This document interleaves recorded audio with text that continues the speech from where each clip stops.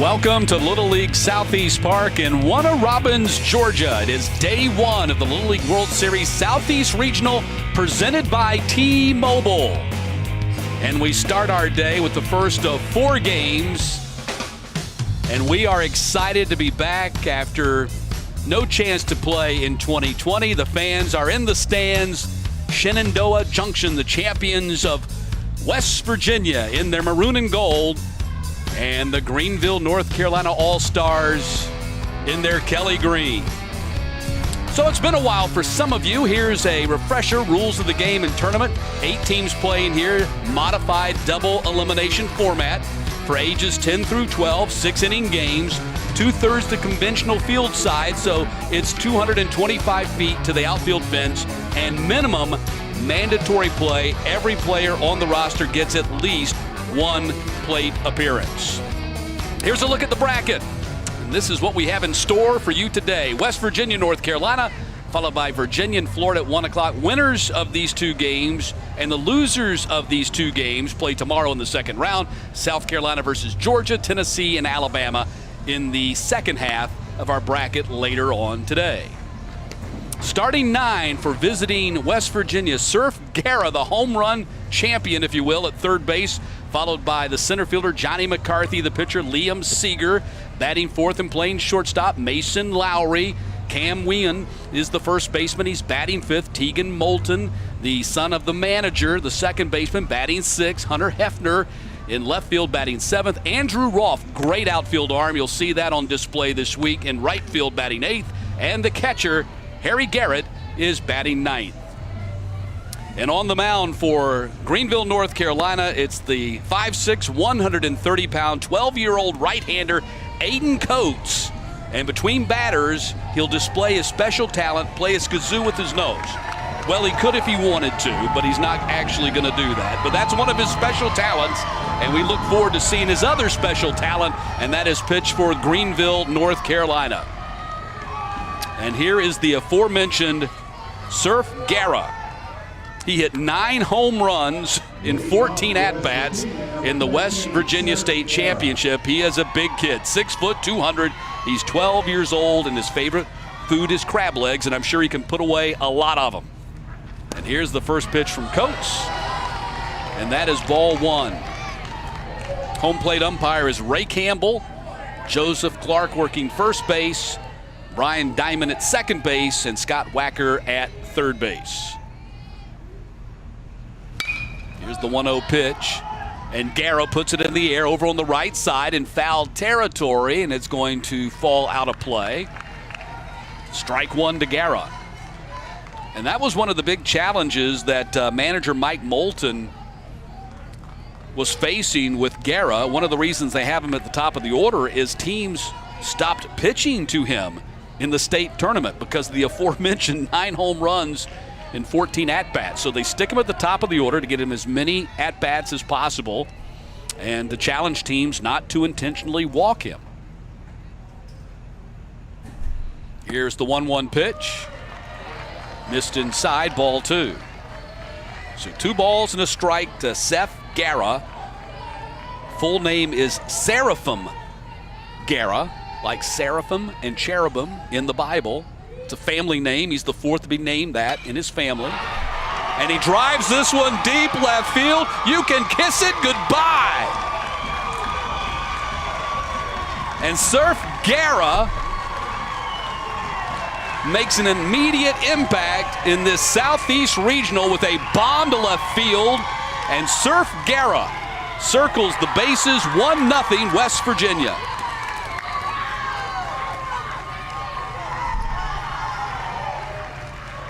Wow, a no-doubter. Living up to the reputation and the expectation as he unloads to left field. Wow, there was no doubt when it left the bat that that ball was out of here. Well, how about instant gratification? Folks here anticipating what this young man might be able to do, and he shows him in his first plate appearance. Here's the center fielder, Johnny McCarthy. Count 0-1 to McCarthy as he shows bunt.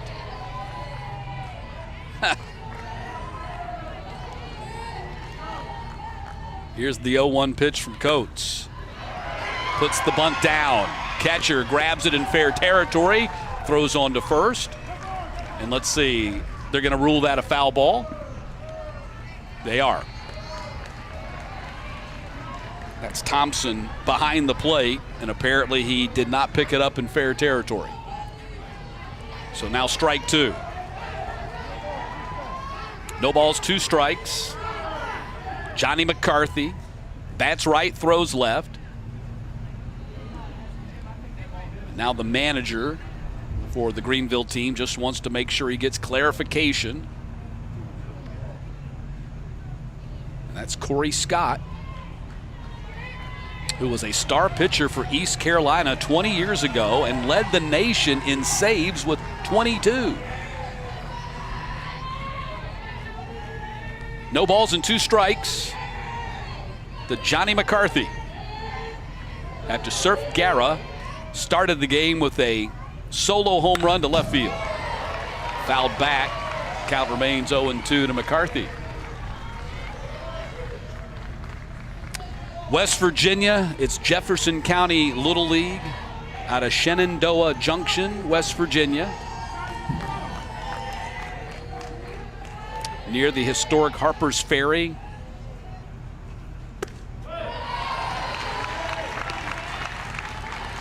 Ball 1-2 now to McCarthy.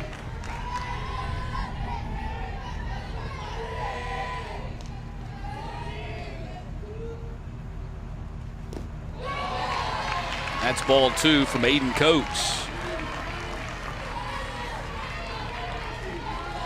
Coates attends Hope Middle School. Parents Greg and Elizabeth. Older sisters Ella and Caroline.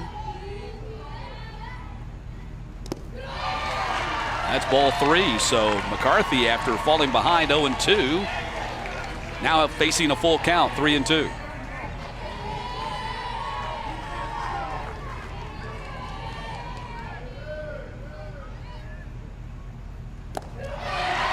And that's ball 4. And clarification on the play earlier that appeared to be a fair ball was ruled foul. Actually, the official call was the ball was picked up in fair territory, but it hit the batter while he was still in the box, rendering it a dead ball. So McCarthy's on base. And Surf Garrett to the victors go to spoils. And after hitting that monster home run to left field, back to the dugout. And the reward for doing that is the hard hat. You see a lot of college football teams, they have the belt or the chain. Well, West Virginia's got the hard hat with area code 304. My guess is that Surf has worn that many times. Looks like it fits his head well. And a 1-0 lead here and a man aboard for West Virginia. Here's Liam Sager, the pitcher. Strike 1 to Sager. As McCarthy jumps off that first base bag, trying to bait Greenville into a throw over. Here's the 0-1 pitch from Coates. And that's a strike on the edge, 0-2. So once again, Coates is able to get ahead. He was 0-2 to McCarthy, and McCarthy got off the hook, and now Sager is behind 0-2.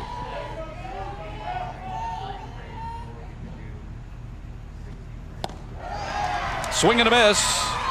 And that's the first out. Throw down to first, and McCarthy's back in there head first. As Coates comes back strong and strikes out Sager on 3 pitches.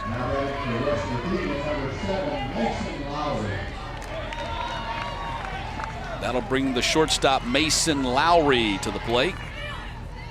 He's one of 2 11-year-olds on this team. That's a ball outside. But this West Virginia team is a very experienced team. They won the West Virginia State Championship back in 2019 and played in the Southeast Regional. Ball in the air and up over our heads and over the overhang out of play. So this is the second time for many members of this team. They have 9 players on this team that are now 12 years old that played on this team when they were 10 years old. So they have the tournament experience. Ball outside.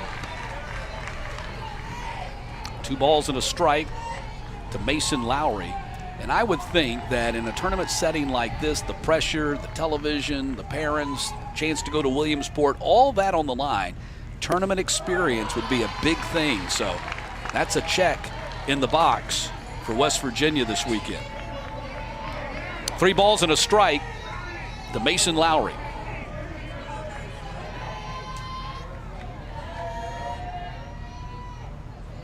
Beautiful day. Ball missed inside. That's 2 walks now in the inning for Coates. First and second now for West Virginia. 1 down and a run in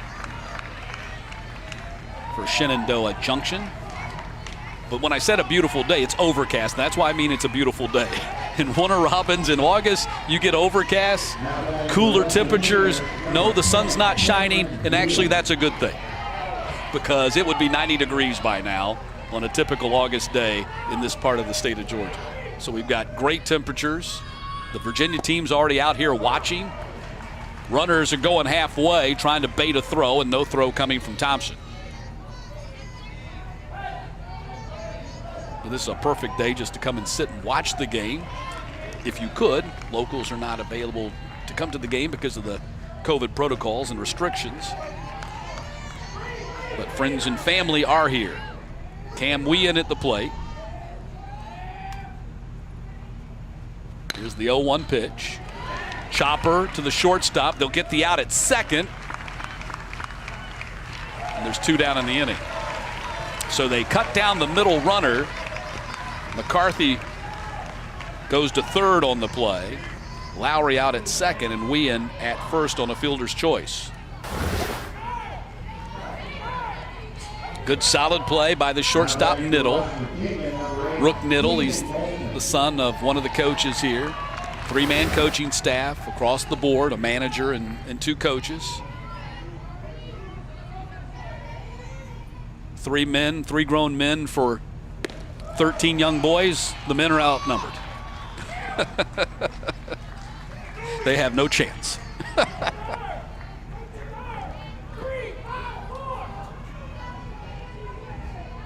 Tegan Moulton at the plate.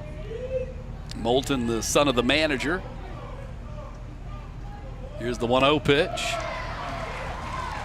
Throw down to second, and they'll get the tag down on the base-stealing runner there. Whean retired at second. Good throw by Thompson. Wanted to make sure the runner at third wasn't going. Held him there. Gets the throw out at second base, and that's how the top of the first comes to a close. But West Virginia, the early lead. Surf Guerra, absolute bomb to left. 1-0. Greenville coming to bat.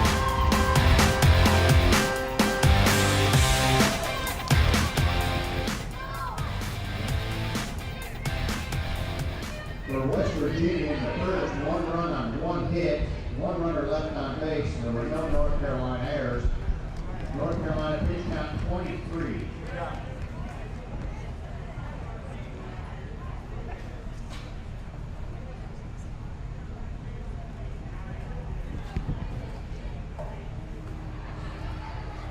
Avery Sports Photo is the official photographer of the 2021 Southeast Regional Tournament.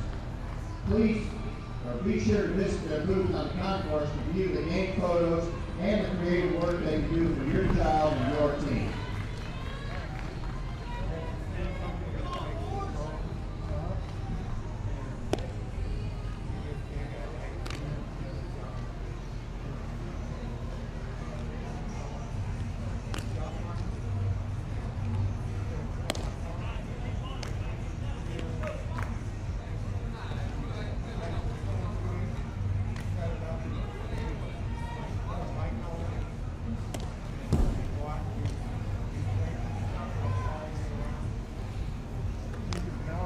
Bottom half of the first inning here. Game 1 in the Little League World Series. Baseball Regional Southeast presented by T-Mobile.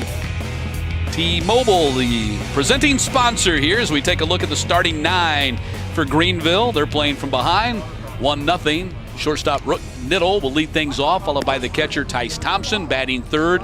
The center fielder Parker Simo, first baseman Webb Evans bats fourth. Landon Scott, the third baseman, batting fifth, followed by the pitcher Aiden Coates. The right fielder is Chase Davis. He's batting seventh. Landon Brown, the second baseman, bats eighth, and Matthew Tyndall in left field is batting ninth. And on the mound for Shenandoah Junction, it is Liam Sager. His hobby is mowing lawns. I'd be happy for him to come to my house. I got a front and a backyard you can tear into. But Liam Sager bats right, throws right, struck out 10 in the Winners Bracket Championship game in the West Virginia tournament. His dad, Greg, one of the coaches for Jefferson County Little League. They won the last 2 games of the state tournament by identical 10-0 scores, so they've been on a dominant run on their way to Warner Robins. This is Rook Niddle, the shortstop, leading things off. The 0-1 pitch to Niddle. Little blooper into left field for a base hit. So Niddle did a really good job of going down to get that pitch and just kind of golfed it into left field for a base hit. First hit of the game for Greenville as they try to mount a rally here after Guerra's home run in the top half of the first. Tice Thompson, the catcher.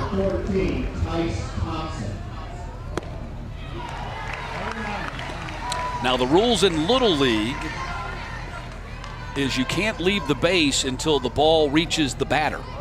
So you can't play off while the ball is in the pitcher's hands and glove. The ball gets away from the catcher. Niddle's going to advance to second.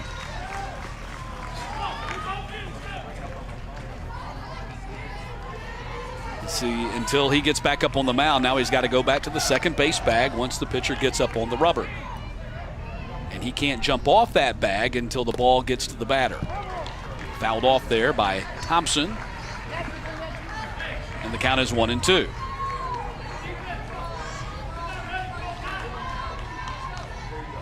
So Niddle aboard at second as Greenville tries to mount a scoring rally here in the bottom of the first. That was ruled a pass ball to get Niddle to second base. Tice Thompson at the plate. They call him tea time. Here's the 1-2 pitch. Rifles it foul down the right field line.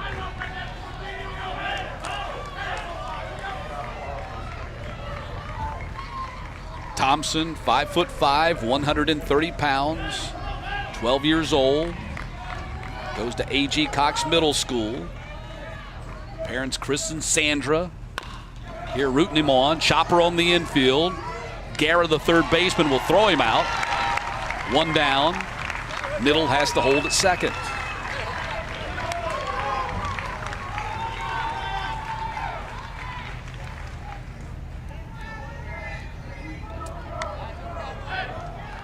Surf Guerra looking a lot like Bob Horner at third base. For those who remember that far back. Here's Parker Simo, the center fielder, batting left and showing bunt. Takes a strike. First baseman Wyan came charging in from first base. Virtually no wind right now. The flag's hanging limp out in center field. The American flag, Georgia State flag, and the Little League flag.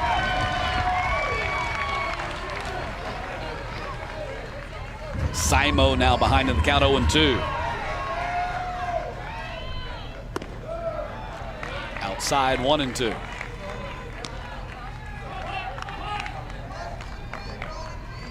One ball, 2 strikes.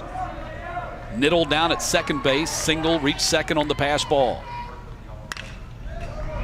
Ball is hit foul down that third base line in no man's land. Nobody can get to it. Count remains 1-2.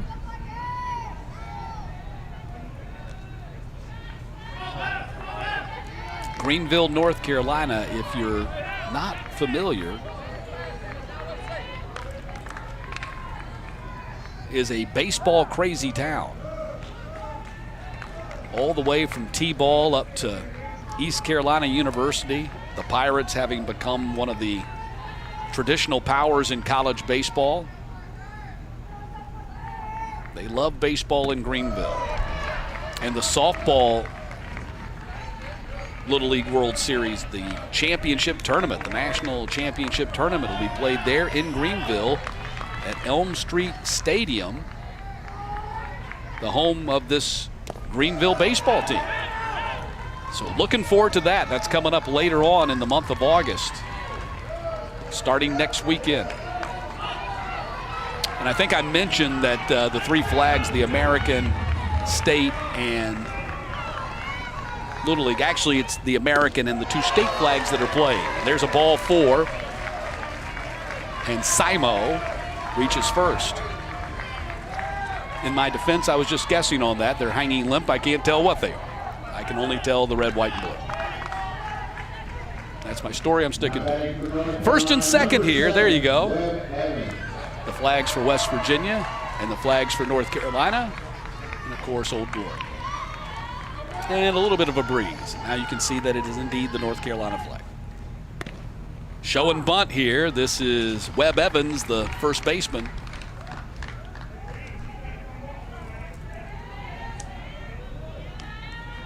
So first and second for Greenville, one out. And your cleanup hitter showing bunt. 0-1 pitch, takes a swing and cut and miss, and it's 0-2.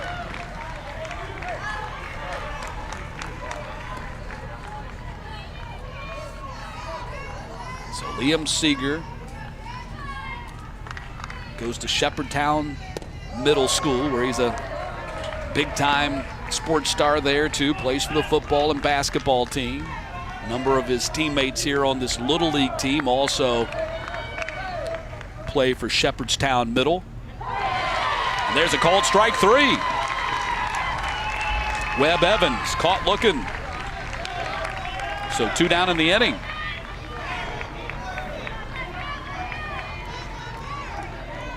Big strikeout for Sager.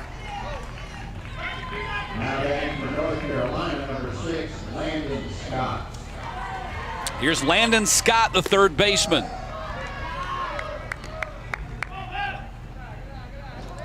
Ball 1 to Scott. Liam Sager.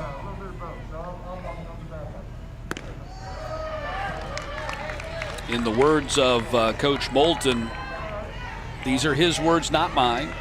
Probably our most spacey player, but always shows up when the lights are on. Lights aren't on today, but the stage is bright. 2-0 in there for a strike. Double elimination format, so if you win today, that means you're here definitely at least till Sunday. Pitch is fouled back, but if you lose today, you're on backs to the wall tomorrow. Virginia and Florida, our next game.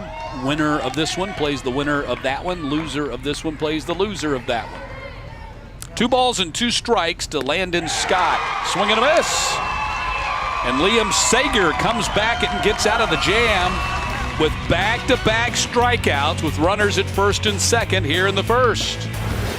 It's 1-0 West Virginia as we head to the second as Sager gets 2 big Ks to end the inning.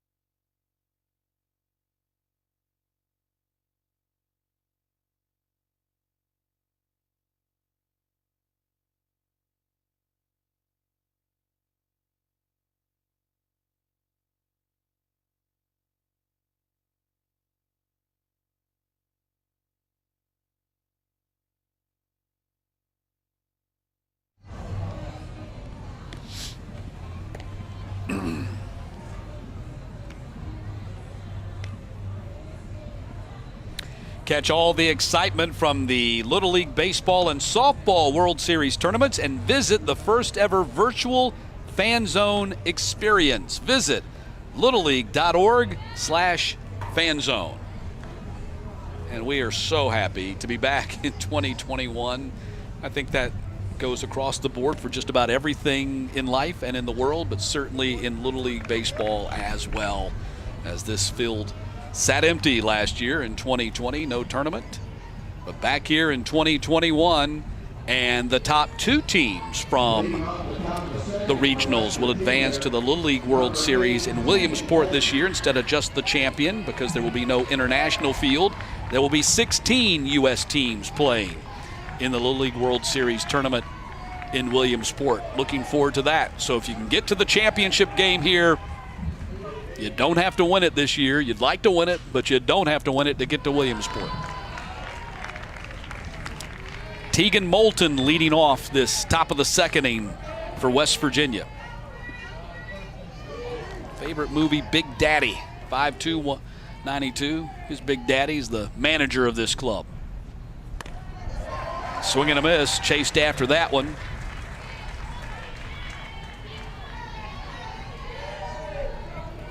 Bats right, throws right.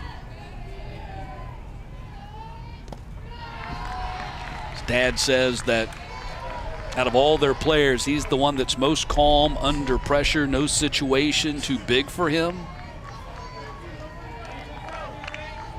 And thinks out of all the players on this team that Tegan, his son, will be a coach one day. Solid shot up the middle for a base hit, right back up the box. Tegan Moulton, second hit of the game for West Virginia. That's impressive. Stayed right on the ball and sent it right back where it came. Like that. Thing of beauty. That'll make all the coaches out there watch and smile. That was classic. Hunter Hefner, the left fielder, number 7 hitter. There's a strike. Both of the pitchers came through the first inning with 23 pitches thrown. And remember, of course, there are pitch limits for all the pitchers and a different category for those who catch and pitch. Ball bounces away from the catcher. Thompson couldn't corral it. And Moulton's going to advance to second base. Likely a wild pitch right there as it hit in the dirt.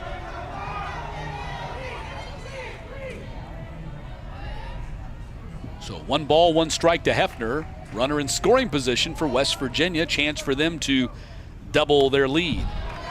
Ball gets away from the catcher this time. And Moulton now at third. Now just 60 feet away from the second run. And as we mentioned when we went through the rules of the game and the tournament, the field is 2/3 the size of a major league infield. So it's 60 feet instead of 90. It's 45 feet instead of 60 feet 6 inches on the pitcher's mound as Hefner swings and misses. And again, it's 225 around the outfield on the fences. So this is typically a little bit bigger field than most of these kids are used to playing on. 2-2 pitch, inside 3-2. Typically they're playing on 200 to 205. So about 20 feet deeper, 20 to 25 feet deeper than they typically play before they get here. 3-2 called strike 3. So Coates gets the strikeout. 1 down in the inning, and that was a big one for Coates. That's his second.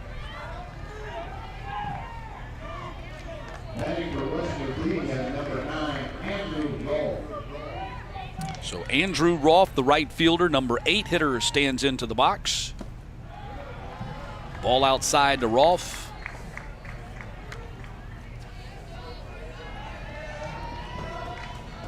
Coach Moulton says this young man has no idea how good he is. 1-0 pitch missed inside. He actually started out playing soccer And the story goes that they brought him over. He was playing baseball, playing right field. He threw out a runner from right field, never went back to soccer.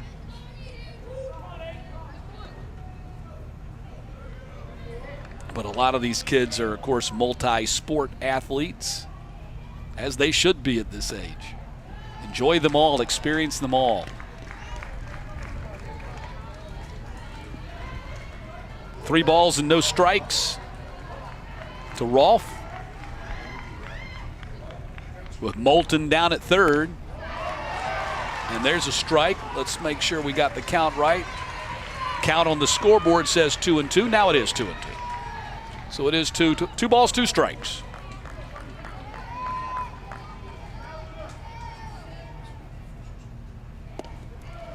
Outside, gets away from the catcher Thompson, but not far enough for Moulton to advance. So the count now 3-2. Big situation right here for Aiden Coates and Greenville as they try to keep West Virginia at 1 run.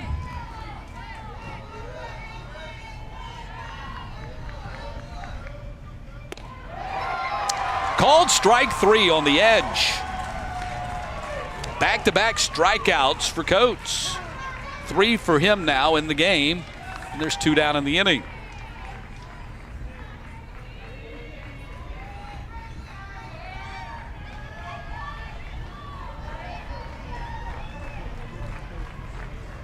And the number 9 hitter, Harrison Garrett, the catcher, steps up to the plate.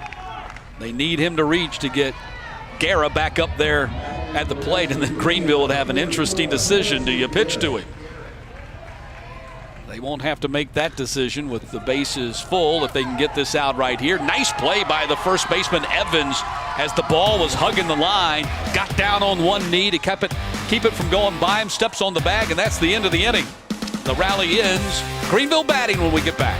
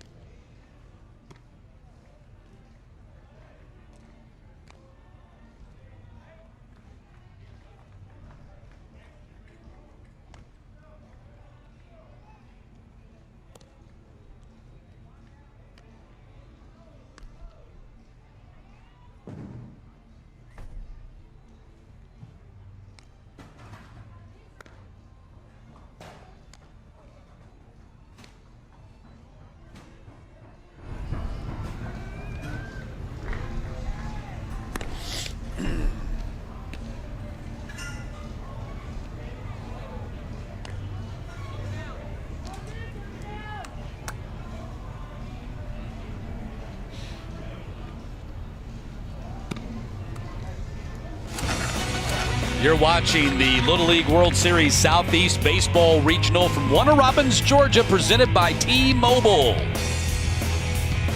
And good morning, I'm Matt Stewart.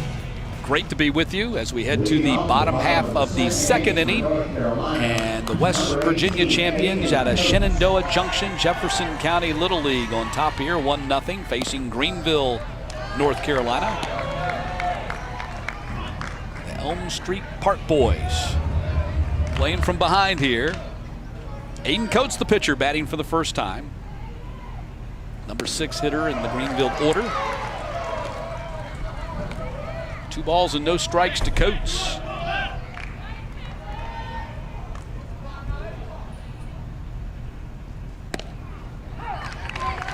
It's in there for a strike, 2-1.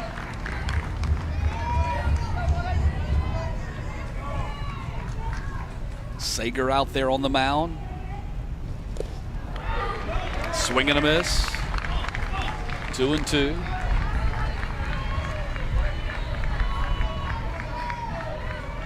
Sager struck out 2 in the first inning. Was able to get out of a first and second jam. 2-2 pitch. Outside, 3-2. So pitcher versus pitcher. In Major League Baseball, that's not such a big deal, but here in Little League, it is. Ball 4. Second walk issued by Sager as Coates is aboard and nobody out.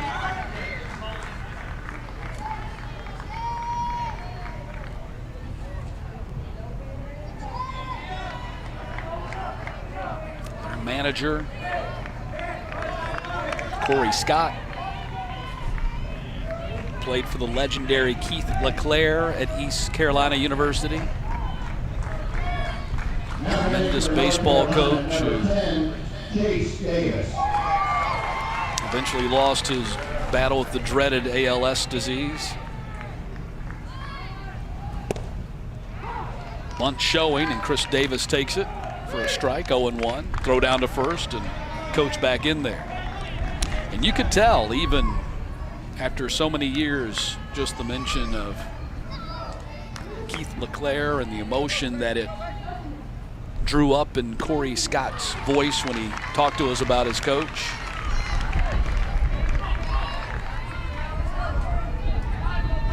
.22 saves, 5-0 record, ERA south of 1.5 his senior year for the Pirates.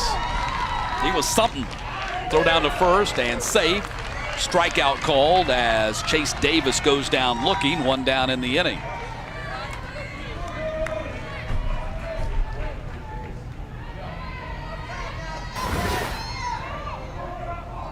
Now batting number 2, Landon Brown. That was the strikeout of Chase Davis. Here's the number 8 hitter, Landon Brown. Ball outside to Landon Brown. LJ, as they like to call him, 5'3", 80 pounds, 12 years old. Hope Middle. Garen and Caitlin, his parents, and Kenzie, his sister. All here rooting him on. Ball bounced, throw down to second, safe. That's a gutsy move by Aiden Coates to swipe the second base bag after the ball was in the dirt. Now he's in scoring position. Bang, bang play at second base. Bunt is popped up, diving in. First baseman can't make the play. Safe at first, runners at the corners. Now going to second, nobody covering the second base bag. Heads up running by Landon Brown. Second and third for Greenville. Just a tough play for Wien, the first baseman. He came charging in as fast as he could not make the play on the fly. That's just a tough, tough play for that young man. Look at this hustle, man. Just hit off the heel of his glove. And then nobody's covering second.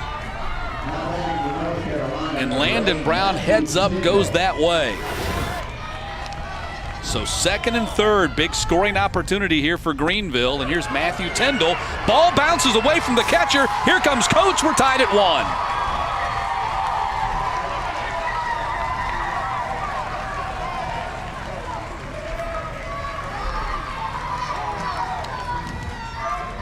So Greenville has tied the score at 1 on a pass ball.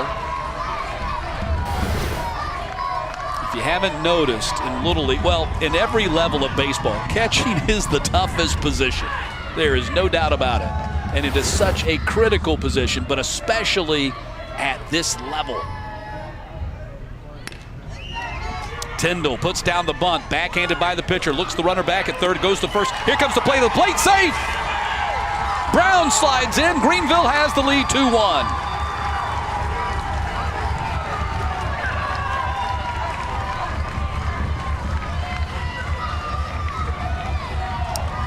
Just great, gutsy base running by Greenville in this inning has forged them into the lead.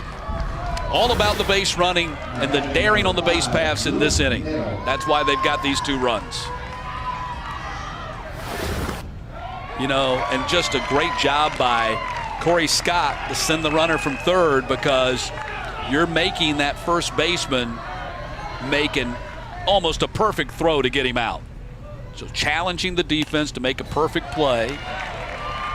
As we all know, it's a very tough thing to do, and so Greenville cashes in with 2 runs here in the bottom of the second. Look, Niddle batting for the second time, singled his first time up. He's behind 0-2 in the count.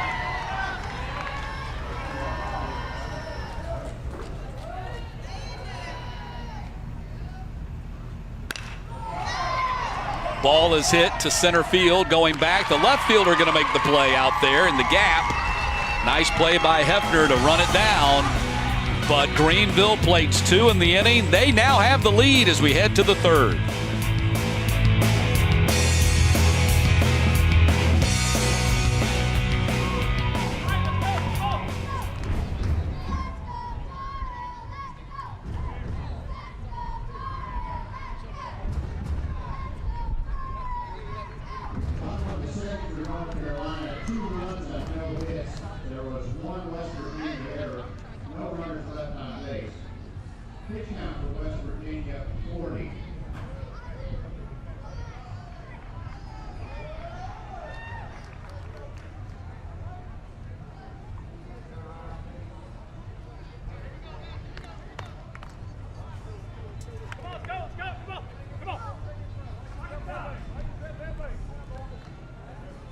Little League in the Southeast region thank the many volunteers who have dedicated their time to assist us during the game and throughout the tournament. The countless hours of hard work and volleyball volunteers allows us to provide a wonderful tournament experience. Thank you to all the volunteers of the 2021 South.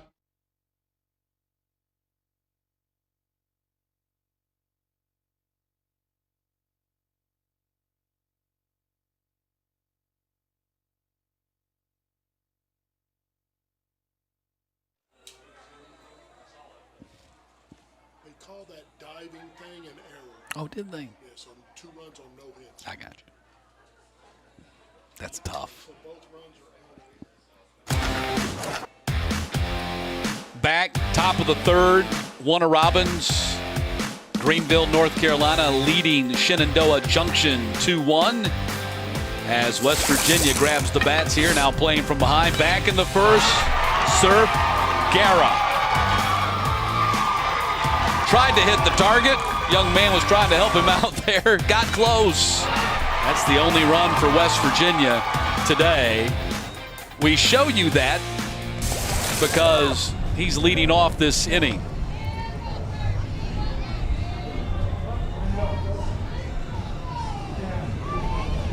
So Guerra going to bat again. Brings up an interesting dilemma for manager Corey Scott and Greenville, North Carolina. Do you pitch to him here? I mean, the young man going back to the state tournament is homered 10 times in his last 15 at-bats. Do you pitch to him here knowing that if he connects, might be a tie game?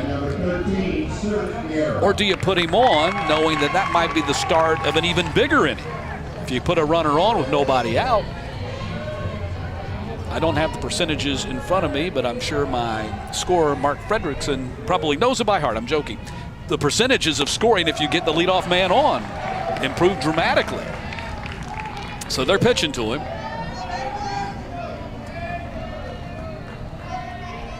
Yeah, the pitch carefully is what they'll do here, maybe. Just try to, but when you're dealing with 12-year-olds, sometimes they might leave it out over the zone. Major leaguers do it sometimes when they're trying to pitch carefully. They get too much of the plate. So 1 ball, 1 strike to Guerra.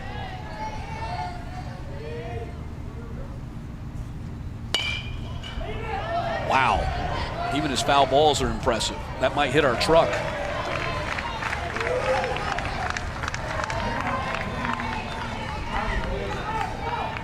One ball and 2 strikes.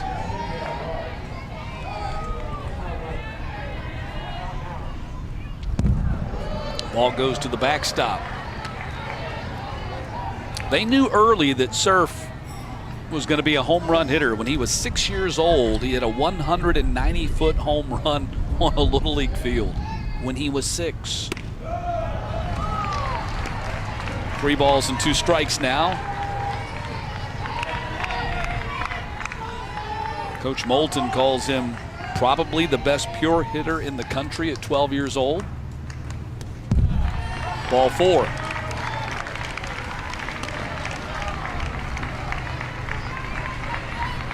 So, of course, you can intentionally walk a batter. In this case, they may have intentionally walked the batter by just making sure they threw pitches that he couldn't hit. Of course, the last 2 were nowhere close. So, Guerra aboard for McCarthy, who walked his first time up. Puts down the bunt. It's a fair ball. They'll throw to first. Sacrifice works. Throws back into second, but Guerra's in there.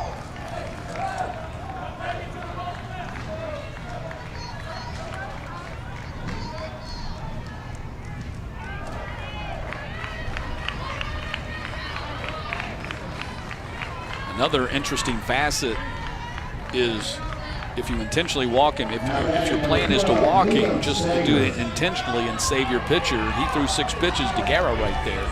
You got to always keep the calculation going in the back of your mind.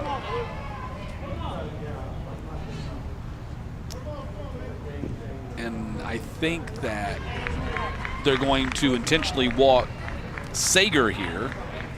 So first and second. So that's an intentional walk. Sager at first. Guerra's now at second.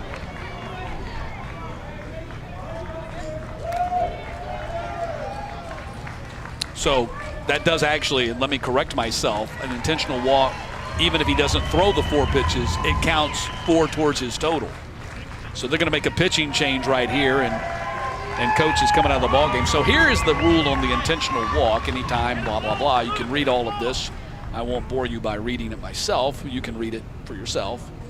But the ball is dead. No other runners may advance, blah, blah, blah. The appropriate number of balls needed to walk based on will be added to the pitch count, and that's exactly the explanation I was trying to give you just a moment ago. So, new pitcher here for Greenville is going to be number 10, Chase Davis. So Davis is going to come in from right field to pitch. Defensive substitutions for North Carolina. Number 9, Luke Tyndall has entered the game.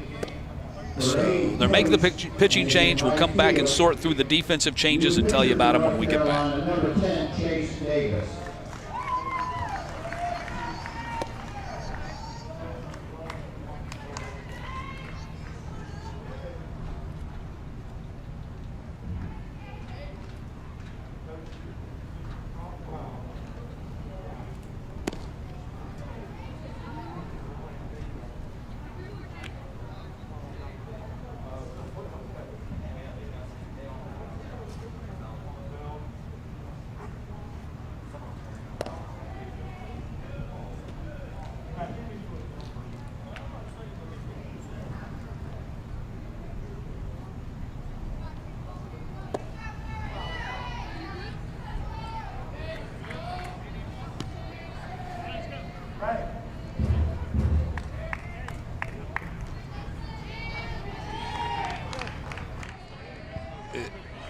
And Coates is completely out of the game right now.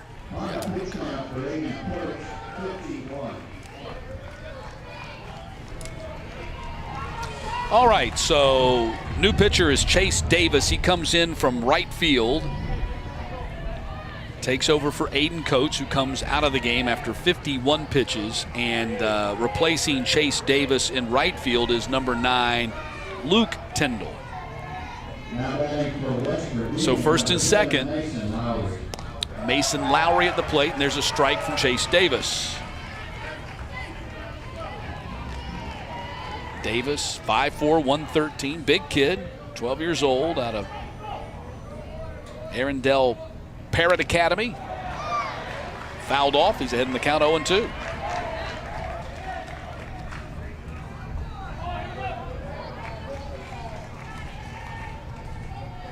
So Lowry batting here with first and second and one out in the inning.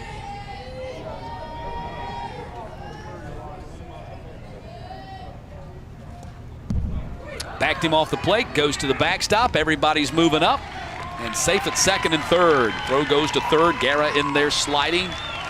Sager trailing on the play. Motors into second. So two in scoring position here for West Virginia on the wild pitch. Count is 1-2 now. We'll call that a pass ball. Missed inside. That's two in a row that's missed inside to Lowry. As he takes a look down at his manager, Mike Moulton, to get the sign. There's Moulton in the third base coaching box. 2 balls, 2 strikes. Lowry, tapper back to the pitcher. Nice diving stop, stabs it. Throw to the plate. Guerra is going to be out. Double play. Got him on the second tag. He didn't get him the first time, but got him the second time around. What a big time play by the catcher Thompson. First of all, a great stab by the pitcher Davis. First baseman Evans fires a bullet to the plate for out number 3.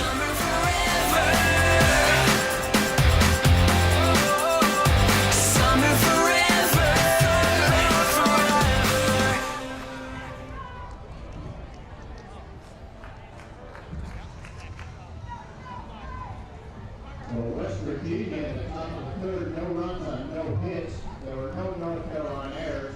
1 runner left on base. Pitch count for North Carolina, 5.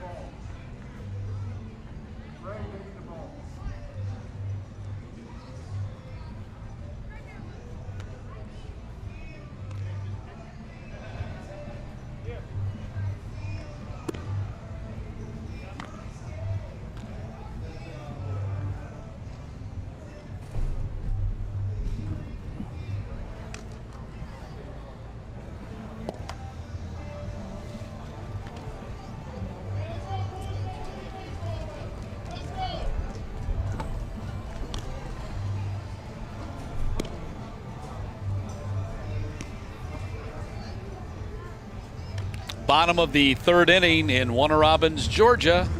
Greenville, North Carolina leading Shenandoah Junction, West Virginia by a score of 2-1. As the North Carolina All-Stars get ready to bat here in the bottom half of the third and leading after scoring 2 runs in the bottom of the second.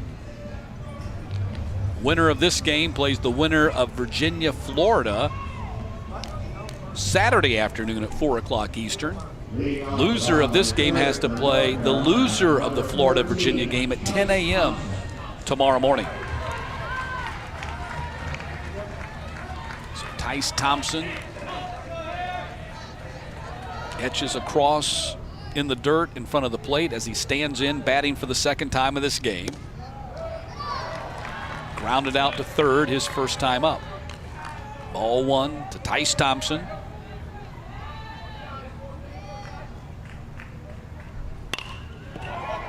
Inside out swing, and it's going to fall in right field for a base hit. Second hit of the game for North Carolina.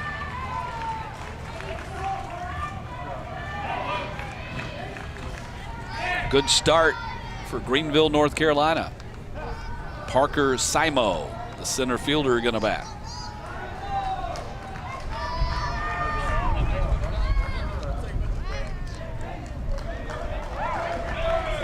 We'll have a pinch runner for Tice Thompson, number 11, Cason Chase. For North Carolina, the special pitch runner at first base is number 11, Cason Chase. So Chase pinch running. Now batting for North Carolina, number 3, Parker Simo. Parker Simo here at the plate. Now the pinch runner does not satisfy the mandatory play requirement. Just to refresh you on the rules, Chase will have to get a plate appearance. And you can pinch run twice in a game. Here's the 2-0. And that's ball 3 to Simo. 10 St. Peter Catholic, 5'1", 100 pounds, 12 years old. Bats left, throws left.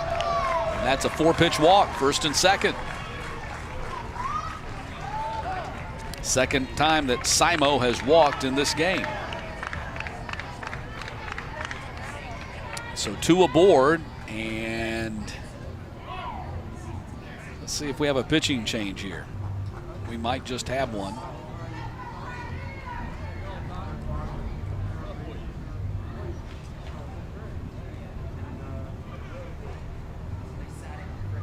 Manager Mike Moulton out there to talk to his pitcher. Looks like he's going to stay with him here. So Sager going to stay in the game.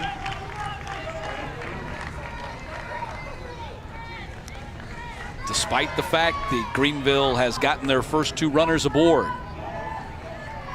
Chase the pinch runner down at second and Simo at first base. And here is the cleanup hitter, number 7, Webb Evans. Showing bunt, gets it down to the pitcher. Goes to first to get the sure out right there, and there's 1 down. Everybody moves up. So second and third with 1 out. Nicely executed by Webb Evans. The lost art of bunting. Probably did that better than any major leaguer could do if you asked him to do it right now. Asked a major leaguer, get up there and bunt. He probably would not have done it any better than that. They just don't do that anymore. Here's Landon Scott. He shows bunt. He takes a ball high.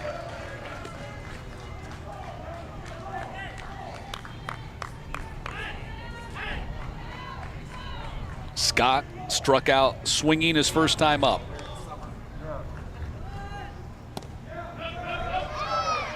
He's the son of the manager.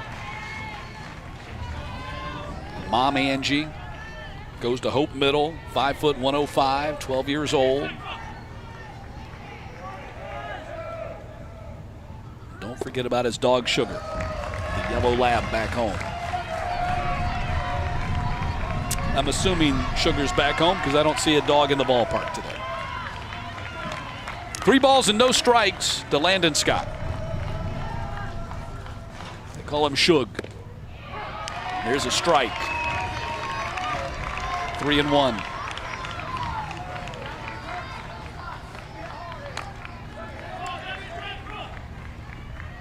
Says he wants to be just like his dad. His dad down there in the third base coaching box, and that is a 5-pitch walk, bases loaded.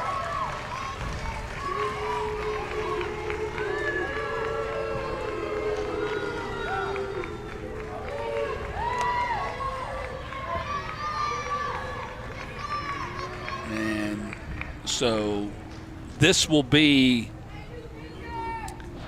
Luke Tyndall batting. He came in and took over in right field when they took Aiden Coates out, so he's batting in his spot.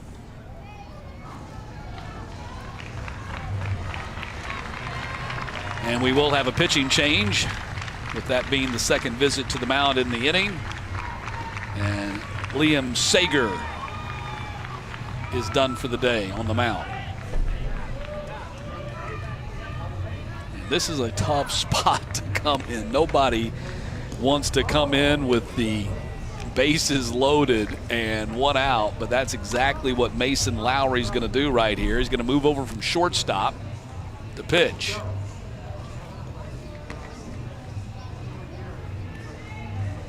And how many of us would love to see this in Major League Baseball?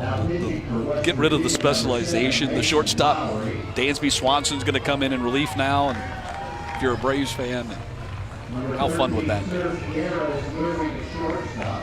So Surf Guerra is going to take over, going to go from third to short and fill Lowry's spot. And so Sager goes from the mound to third. So they just do a little carousel there on the left side of the infield.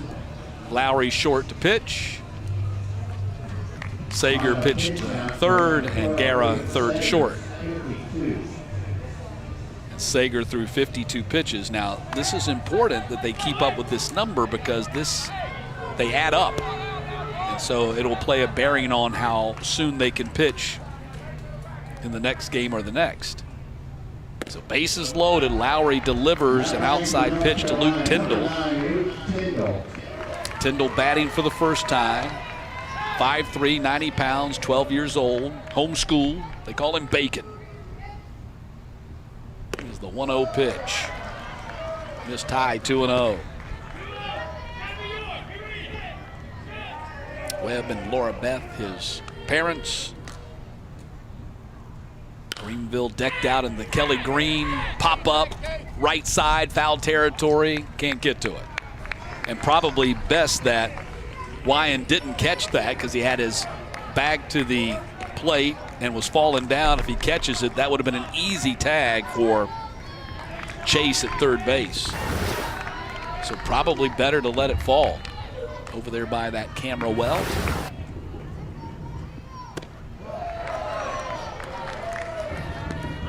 Ball outside.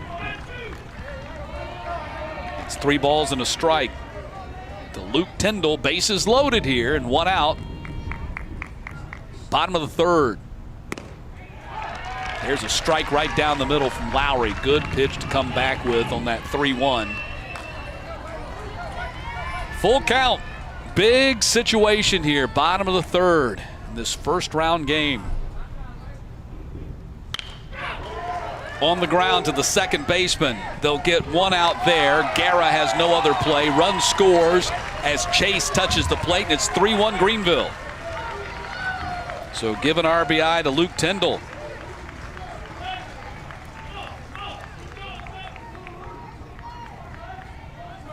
So now runners at the corners and 2 outs for Chase Davis. Struck out looking his first time up. There's a strike on the edge. It's 0-1 to Chase Davis. Parents, Greg and Heather. Says that mom is the CEO of the Davis household, no doubt. Outside 1-1. Runner goes halfway trying to bait a throw, and he's going to go into second base. Garrett just held the ball, kept looking at that third base bag where Simo is standing. Didn't want to risk that throw down to second base and another run scoring. Swing and a miss. 1-2.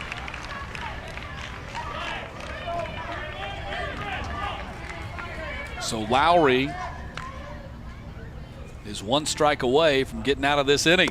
That's ball 2 right there, 2-2.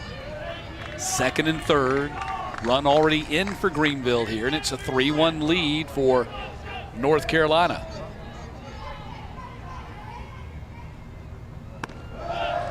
Backed him off. Full count.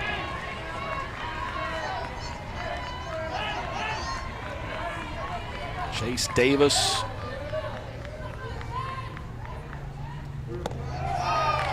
And that is ball 3. Okay, I thought we were at 3-2. It is. Okay, I was right. Yeah, that is ball 4. So bases loaded.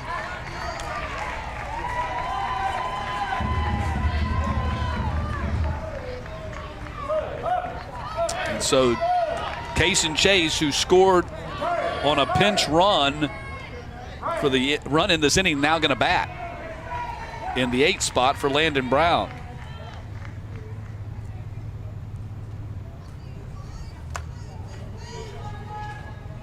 So he's going to pinch hit here for second base Landon Brown, and the home plate umpire, Ray Campbell, is going to go over to talk to make sure this, I mean, it gets a little confusing here with the substitution rules. So Case and Chase came in and pinch ran for Tice Thompson, who singled to start the inning, came around and scored, and now he's going to bat in the same inning in which he was a pinch runner. Now he's going to pinch hit for Landon Brown, which would satisfy the mandatory play rule. Everybody's got to get at least one plate appearance. And new to Little League this year, one of the new rules is in the past the player could pinch hit, and if he walked or got a base hit or whatever, you could pinch run for him. Now the player has to complete the sequence. So if they walk or get a base hit and get to first, they got to continue around the bases or until the inning ends. You can't lift him for a pinch runner. So now Corey Scott calls time. He wants to make sure they're all squared away. As I mentioned, the rules can get a little tricky. You got to stay on top of those things, and it takes the manager and both coaches and sometimes some other help to make sure you're on top of it. There's a strike to Chase.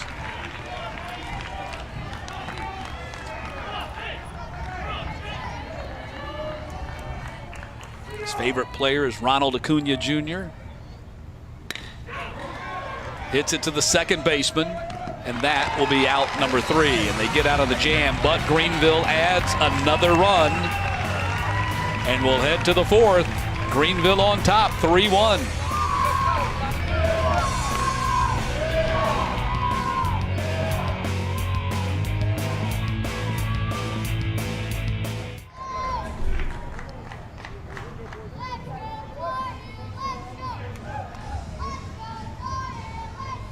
Bottom of the 3rd, North Carolina was 1 run on 1 hit. There were no West Virginia errors. 3 runners left on base. Pitch down for West Virginia, 14.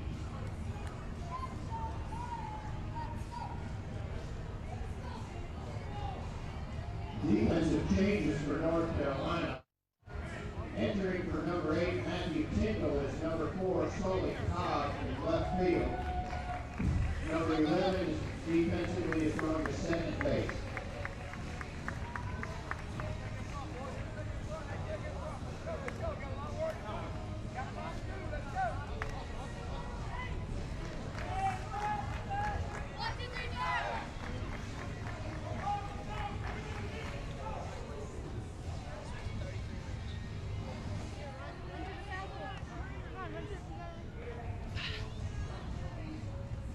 Little League would like to thank our official partners, including Chick-fil-A, Dick's Sporting Goods, Musco Lighting, and New Era Cap for their continued support.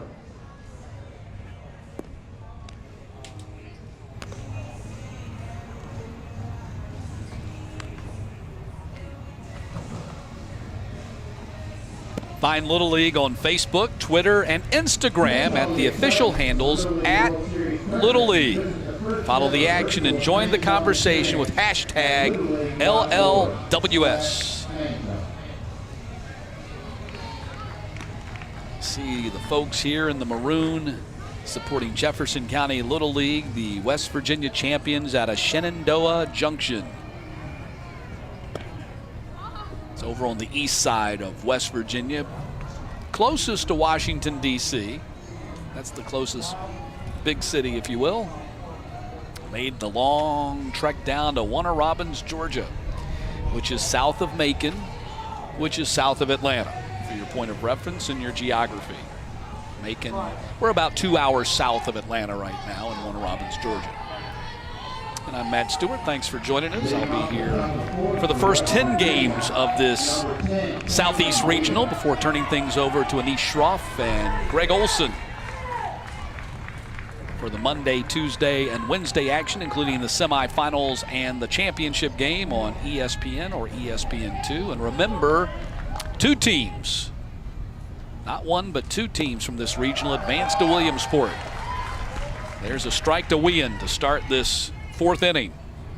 Wien reached on a fielder's choice his first time up and then was thrown out, caught stealing.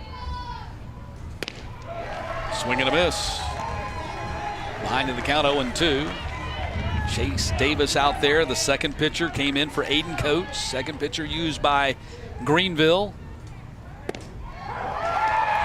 And a called strike 3.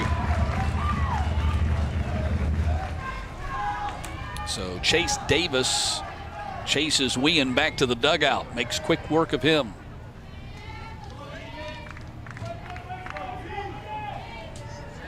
strikes. Tegan Moulton going to bat for the second time. We do have some defensive changes. Kaysen Chase, who pinch ran, then pinch hit, stays in the game for Greenville at second base. And number 4, Sully Cobb, is now patrolling left field for Greenville.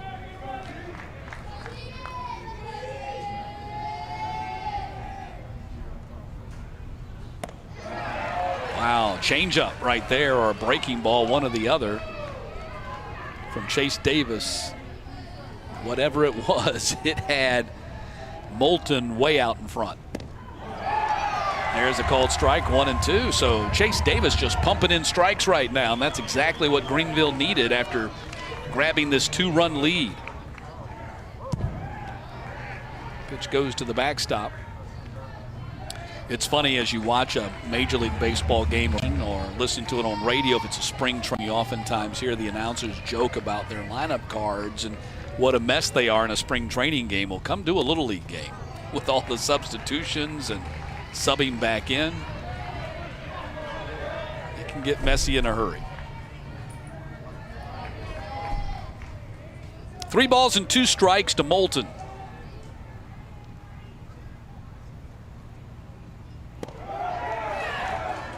And ball 4. Wow, that was close. And you can see Chase Davis hopping up and down. He thought he had that 3rd strike.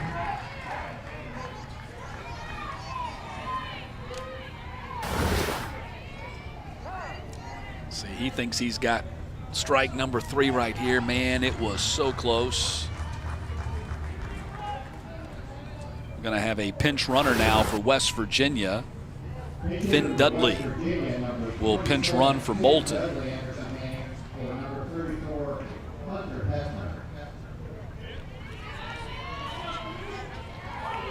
Okay, Finn Dudley is going to pinch hit for Hunter Hefner, and we'll have a pinch runner. I believe that's Aiden Horowitz who's pinch running at first base, and he just got the stolen base as the throw skips into shallow right field, and Chase has to go after it. So Aiden Horowitz just into the ball game, takes off on the dirt ball and gets in there. Looks like his front cleat, his shoe, hit the glove as the ball got there and jarred the ball out of the glove. So Niddle was trying to apply the tag on Horowitz. Looks like the ball got there in time, but a fortuitous slide by Horowitz knocked the ball right out on the pass ball. So a visit to the mound here by manager Corey Scott. Special pitch runner at second base for West Virginia. Entering the game for number 8, Tegan Moulton, is number 24, Aiden Horowitz. So Horowitz down there at second base. Finn Dudley at the plate here. 2 balls and no strikes.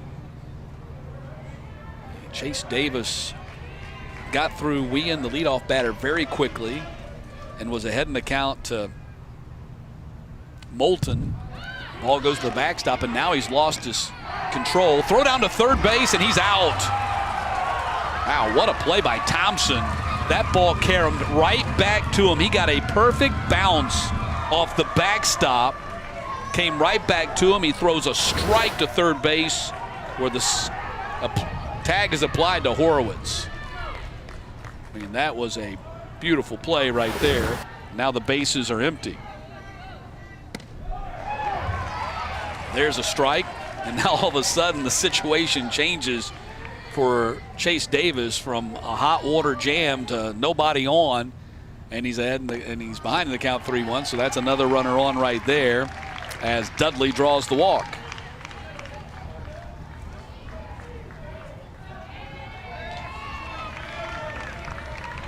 So some more substitutions coming up right here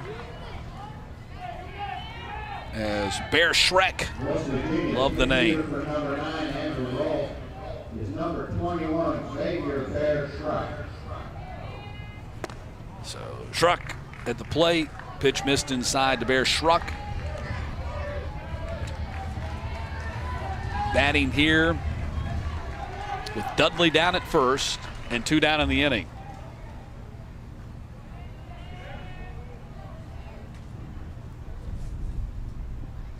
Here's the 1-0 pitch. Popped up, foul territory, and the first baseman makes the play over there in tight quarters.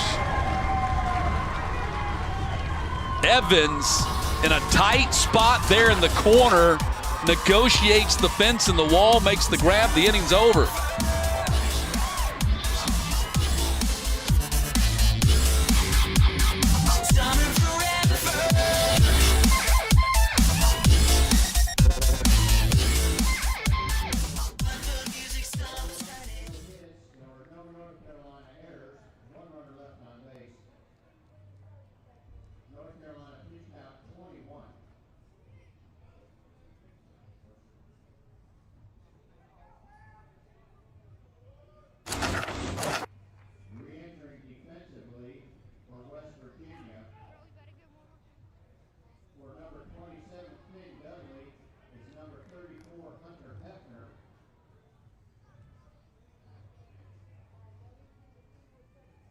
Also re-entering for West Virginia for number 21, Xavier Truck.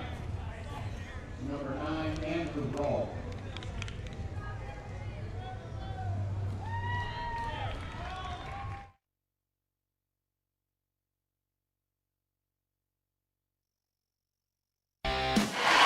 What a summer, what a season. No regrets. Swing it, baby, swing it. It is dropping the dive and the catch is...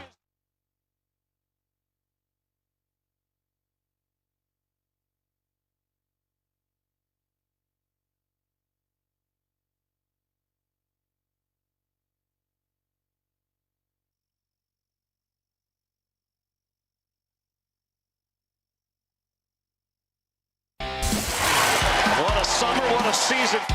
No regrets. Swing it, baby, swing it. It is dropping the dive and the catch is made. Whatever happens, guys, again, it's going to be a great day. Very proud of you guys. All right, let's have some great fun today, huh?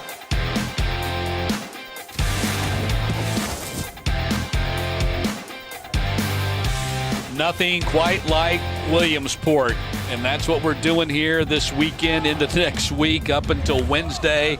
This 8-team tournament will decide 2 of the participants in the Little League World Series in the 16-team field in Williamsport. You heard the voice of Carl Ravitch. He calls that tournament annually, and what an experience that is. I know I've heard him say many times how that's one of the highlights of his year every year, and that's coming up on August 19th.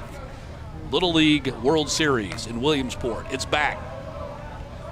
Won't be able to have the 45,000 they have had in years past because of you know what, but it will be back. There will be games, there will be fans, there will be plenty of fun. Looking forward to that. But first things first, it's the Southeast Baseball Regional here in Warner Robins, and this is game 1 of our first round. Roller on the ground, and Sully Cobb in his first at-bat grounds out to second.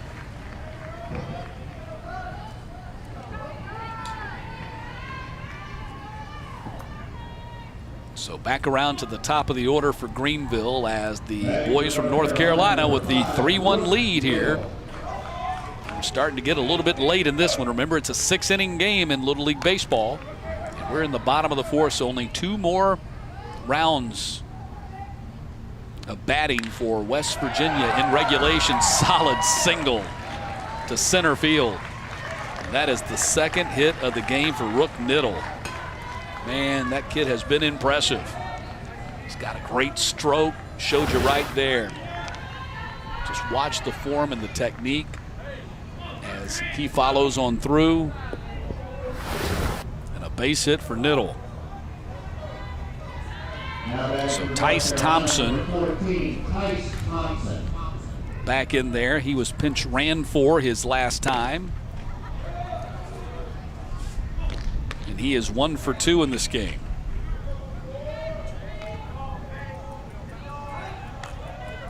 Favorite player, Mookie Betts. Man, he socked that one to left field, but right there, positioned perfectly for out number one.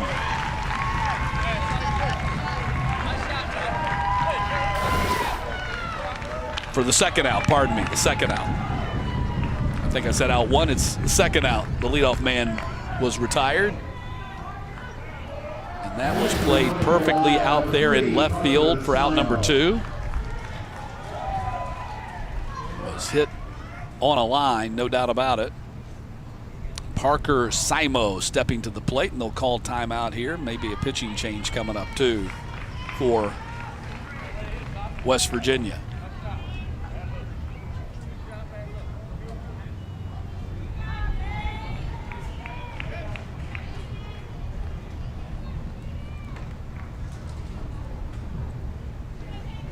So new pitcher for West Virginia. And we'll step away as he goes through his warm-up tosses, and we'll get you set up with him when we get back.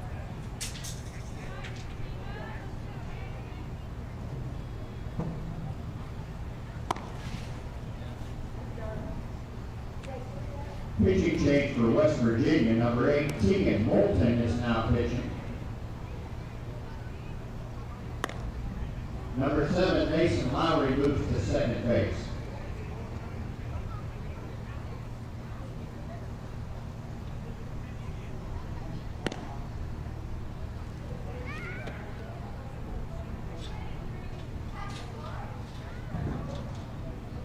Final pitch count for number 7, Mason Lowry, was 20.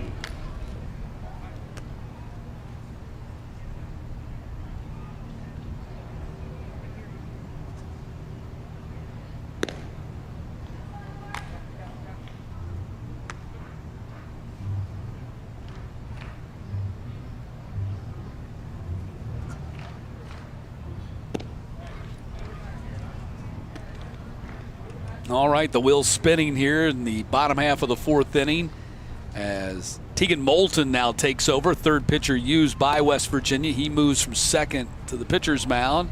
And Lowry, who started out the game at shortstop, is now playing second base. And there he is, Tegan Moulton. Goes by the name T-Money. They need him to cash in and get an out right here. Get his boys back in the dugout to swing the bats. 2 down in the inning with Niddle at first base. And here's Simo, who's walked twice. Takes a big cut at the first offering from Moulton. It's 0-1.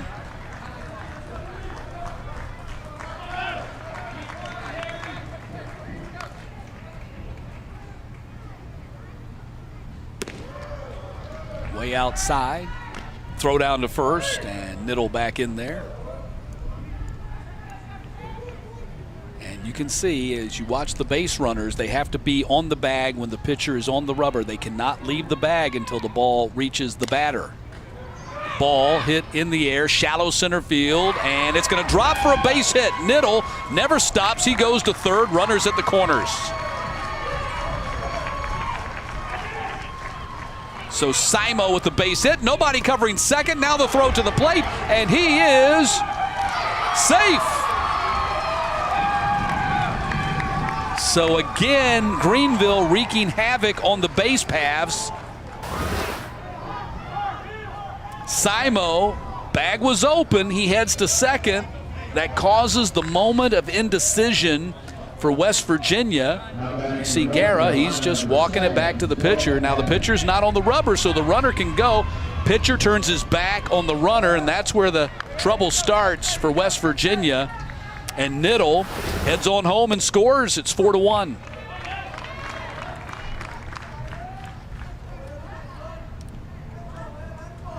Never turn your back on the runner. Here's Webb Evans. Ball skips, goes to the backstop, and Simo's at third.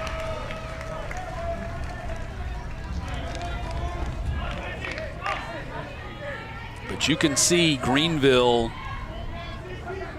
is very disciplined and very practiced at that. They work on their base running. as that was a heads-up play by Simo. Simo at first base, as soon as he saw the pitcher turn his back and the pitcher was not on the rubber, meaning the ball's still live and in play, and nobody covering second, he took off.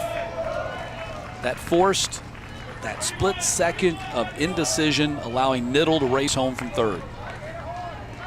Great coaching, really was. 3 balls and a strike to Evans. Hit to right field down the line, but foul.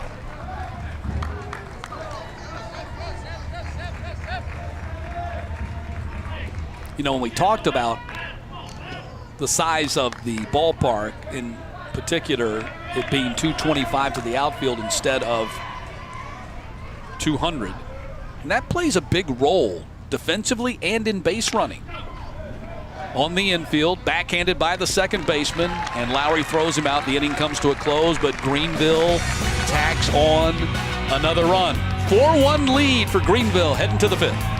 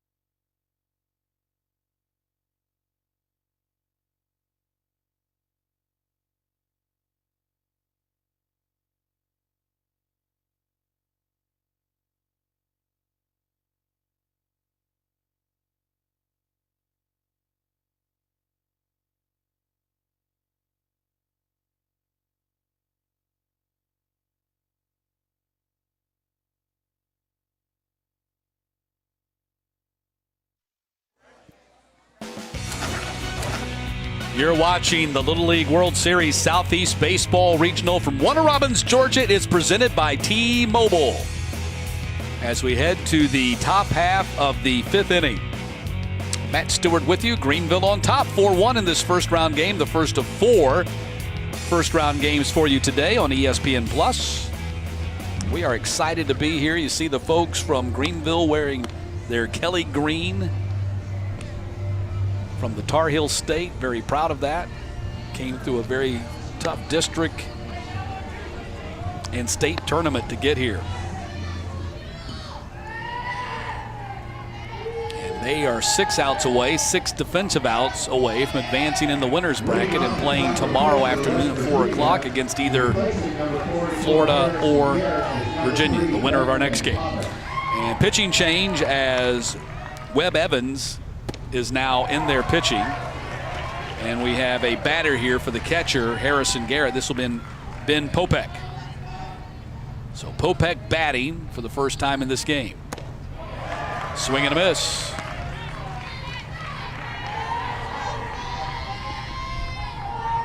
So Webb Evans is in there pitching, and so Chase Davis, who started out the game in right field, went to the mound, is now at first base. And that's one of the refreshing and extraordinary things about the Little League game is almost all of these players can play virtually every position on the field. You have to be able to. Ball in the air to center field. There's one down.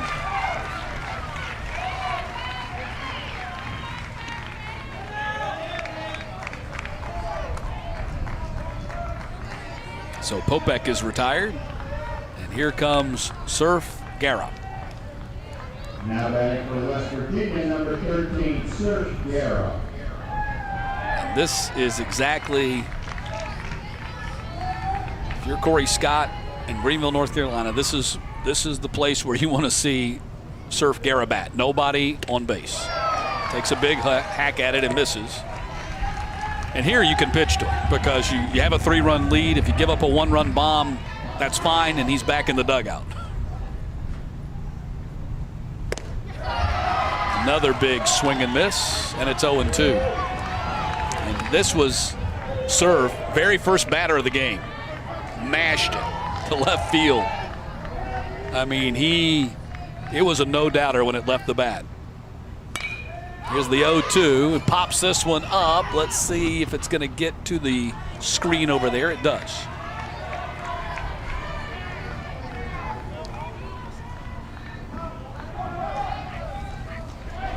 But Surf Guerra has really kind of developed legendary status there in West Virginia. Here's the 0-2 pitch to the backstop, and certainly in the Jefferson County Little League, everybody knows about him.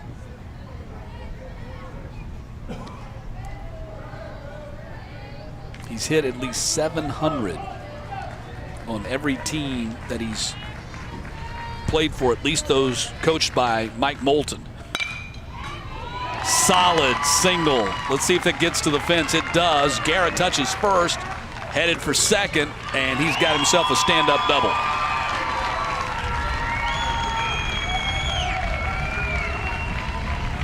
He hits that ball with such force. Look how quickly this thing gets to the outfield fence. And the shortstop, who was already playing about 4 feet on the outfield grass, had no shot.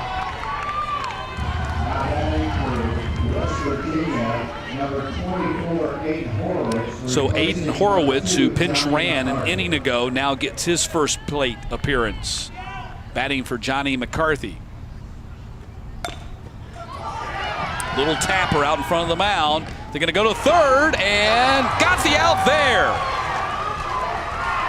I tell you what, Thompson has had a tremendous game behind the plate.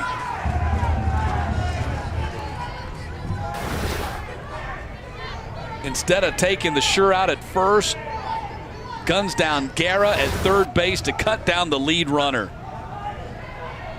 Thompson has had a spectacular game. I have really been impressed by this young man at catcher.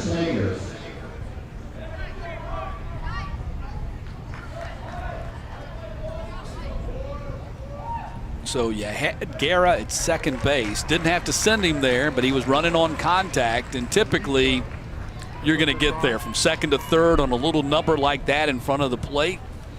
But Thompson is so quick, cat-like reflexes back there. He jumped out there, grabbed that ball without hesitation. Threw him out at third. Now the play is under review, so we'll wait to see if the play, as it was called on the field by the third base umpire, Scott Wacker, whether it's going to stand. In live time, I think he's out. And let's face it, that was a great job over there by Rook Niddle, the third baseman, to do a good job of blocking the bag as well.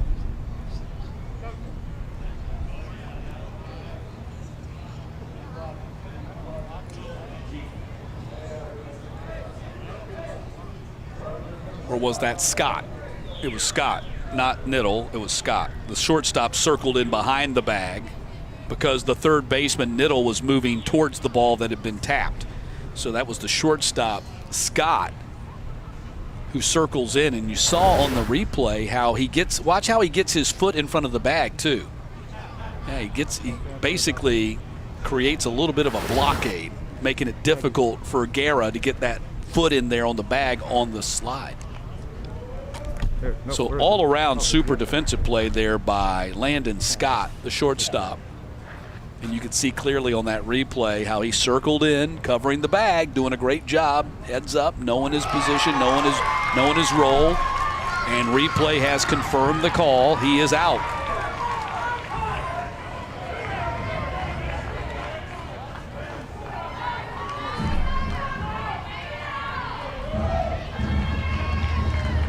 So 2 outs.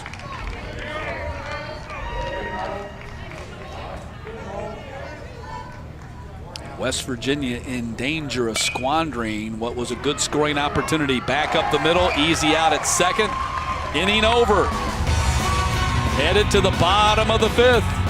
Greenville still on top, 4-1.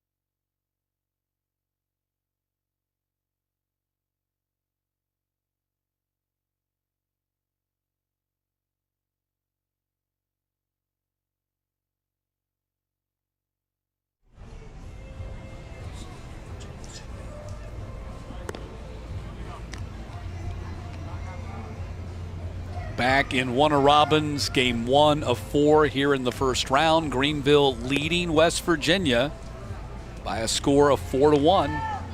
As we head to the bottom of the fifth, just one more at-bat for West Virginia to try to come back and at least tie this game.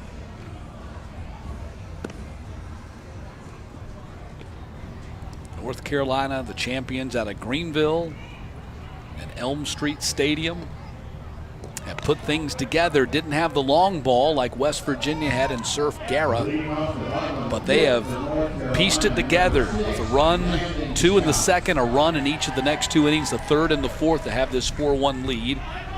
And you see the next game is Virginia, Florida. The winner of that game will play the winner of this one. The loser of that game will play the loser of this one tomorrow in this double elimination tournament.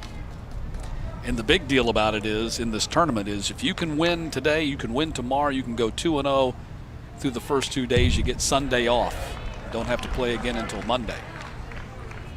And you can see pretty easily how important that would be for pitchers when you factor in the pitch count rule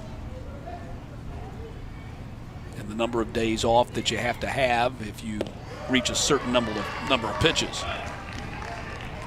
And we can go through that as we go throughout this tournament, but it's divided up based on age for 12-year-olds and 11-year-olds. The number of days you have to have off if you max out, which is 85 pitches for a 12-year-old. Basically, at 85 pitches, then you're not going to pitch the rest of the tournament.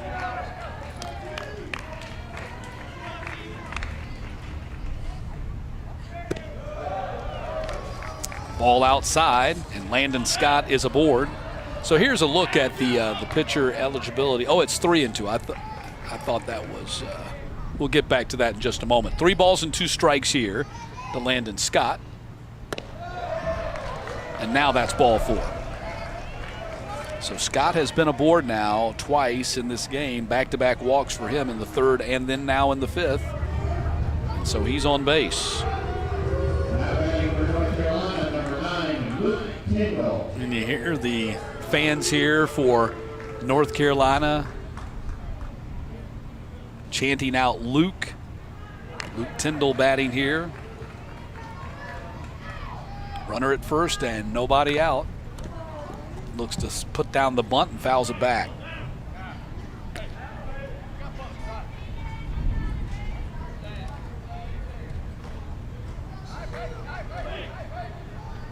One of the cool things about Little League, and especially in a place like Greenville and Elm Street, his grandfather played on the same field and in the same league that he is now playing. Bunted foul, and that's strike number 2. And the field is right down the street from Luke's house. He can walk down there and hang out at the stadium. Says at any given time, all of his friends are hanging out at the ballpark watching baseball games. Sounds idyllic.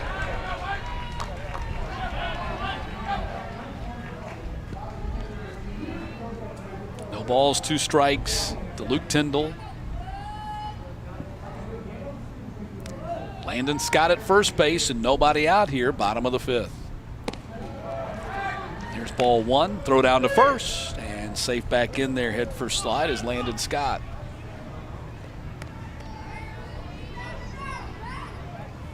Greenville was actually one of the few places in the country last year where they got to play a 2020 season. Ball 2 and throw down again. Most seasons got canceled because of COVID or delayed and not played until very late, but they were able to get a full season in Greenville. Ball in the air down the left field line, and that is going to be a fair ball. Throw to second, and they get the out on the force.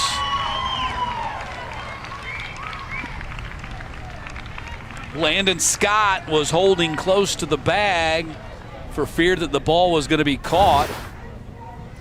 And I think they're going to want a replay here.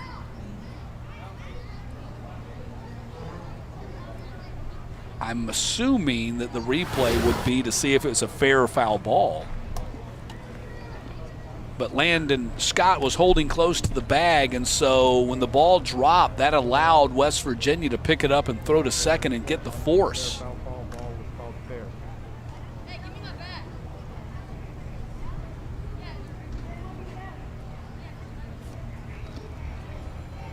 So the play is under review.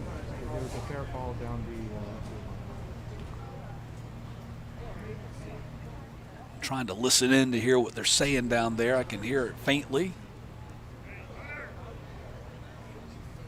I think the review might be whether it was a fair or foul ball. The play at second looked like it was pretty obvious that they had the force there. But I'm guessing that they're gonna.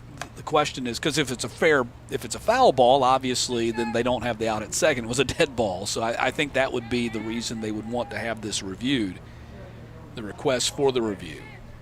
Now, I don't know that they're looking to see if he was out at second, but that might be it. But I was thinking it might be whether it was fair or foul. Well, you see Corey Scott saying it's a fair ball. And then, as it turns out, he didn't want it to be a fair ball.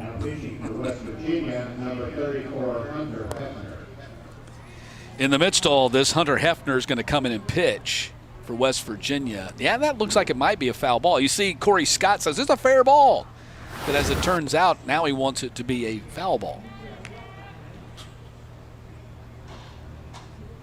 Because they got the force out at second. So still waiting for the review, and Hunter Hefner's coming in from the outfield and going to pitch here for West Virginia. So Hefner, who's been playing left field and made a really good play the previous inning on a line drive hit out there, comes in to pitch.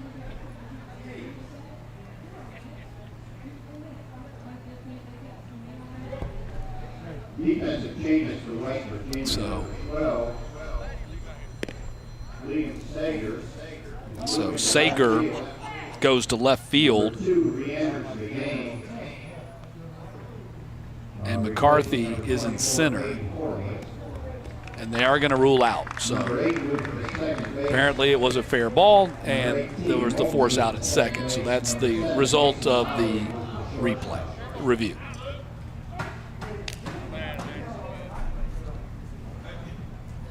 So Chase Davis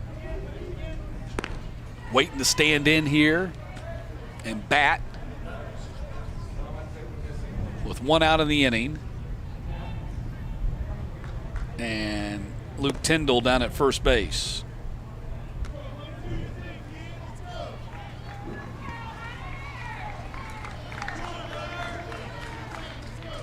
So Luke Hefner, or pardon me, Hunter Hefner on the mound. And Chase Davis will be the first batter that he faces. Davis has struck out looking, and he has walked in this game. And the first pitch from Hefner is a strike one. 4-1 lead for Greenville here, batting in the bottom of the fifth.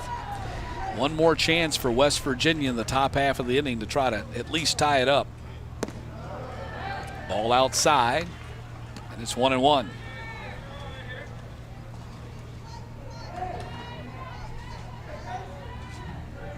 Been a very calm day so far today as we approach the noon hour here in Warner Robins, Georgia.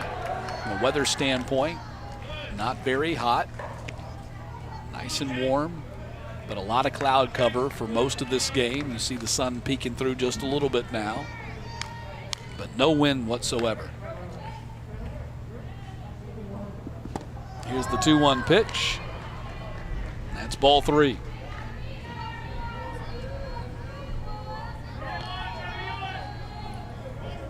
Chase Davis, his favorite teams, the Kansas City Chiefs and the Los Angeles Angels. There's a called strike. That matches up with his favorite players, Patrick Mahomes and Mike Trout. 3 balls and 2 strikes to Chase Davis. Got him. Big strikeout for Hefner. Throw down to first, skips into right field, but not far enough for Tyndall to advance. There's 2 down in the inning.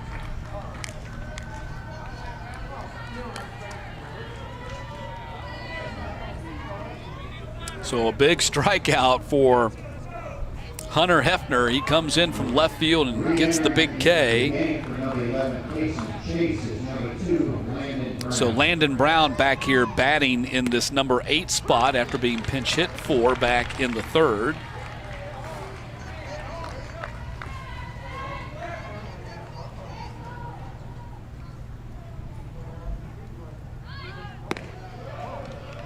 Ball high.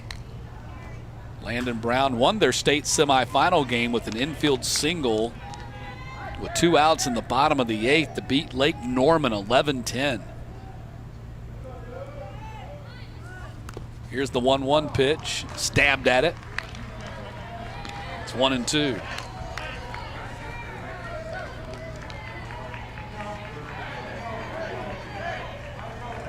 His favorite players, Ken Griffey Jr., going old school there. Fernando Tatis Jr. Favorite teams, Carolina Panthers and the Philadelphia Phillies. It's ball 2, it's 2-2.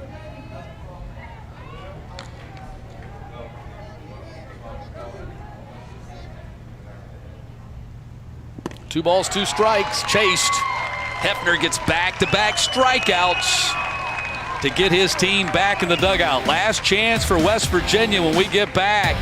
4-1 Greenville heading to the 6th.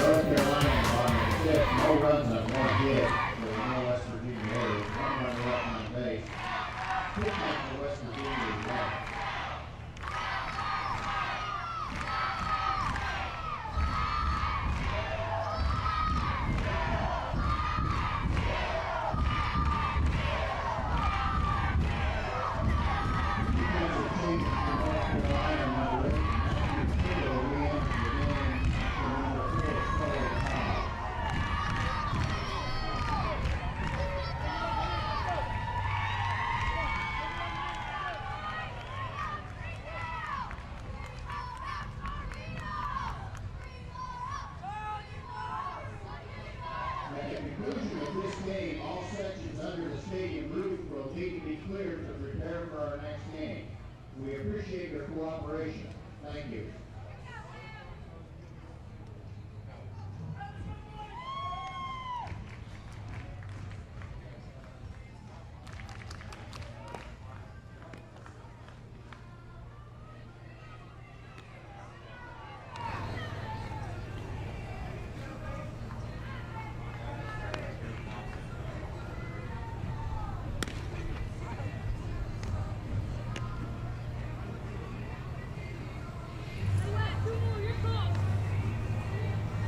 The Florida kids are here dressed in their royal blue, getting ready for the next game against Virginia. That's coming up at 1 o'clock Eastern time on ESPN Plus. And then the rest of today's roster of games, South Carolina, Georgia, Tennessee, and Alabama, our final game today.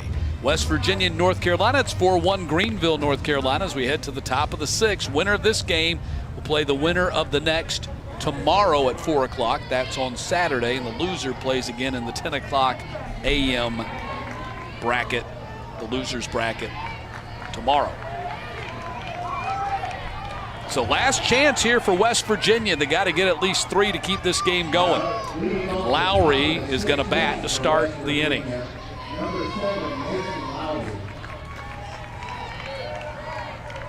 Webb Evans out there for Greenville trying to close this one out. That's ball 1. Lowry has walked and hit into a double play in this game. That's ball 2.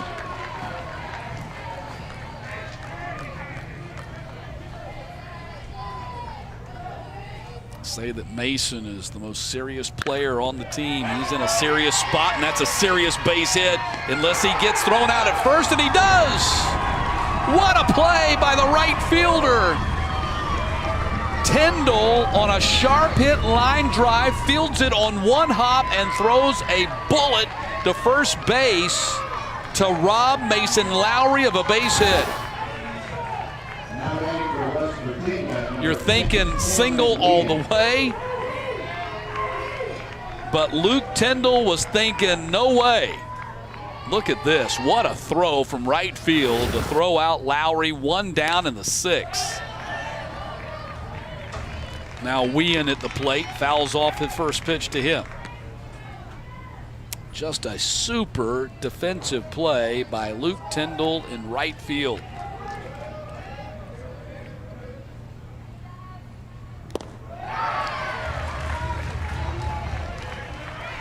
And now Wien is behind in the count, 0-2. Tough spot here for West Virginia. 0-2 pitch. Got him on 3 pitches. Tag applied. West Virginia down to their final out here in game number 1. Now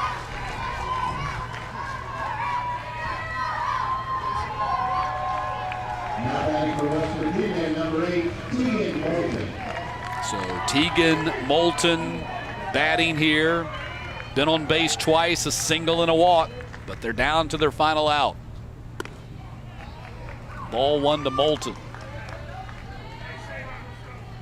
What a solid all-around performance by Greenville, North Carolina in this first round game. 1-0 pitch. There's a strike. They've done it with the bat. Excellent base running. Great defense. Checked all the boxes. Here's the 1-1 pitch. Back up the middle. Backhanded by the second baseman. No play. And Moulton keeps him alive with a single up the middle.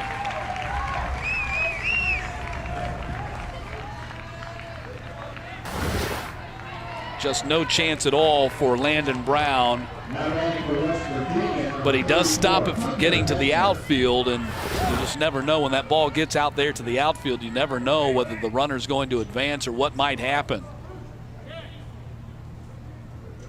So a good job in that regard. And so Webb Evans, they're going to take the ball from him, gets a big bear hug from Corey Scott, his manager. And they're going to bring in Luke Tyndall. We know what kind of arm Luke Tyndall has. We just saw it a few moments ago when he threw out the runner at first base. So Tyndall coming in to try to get the save. We'll come back and see if he can get that final out when we get back.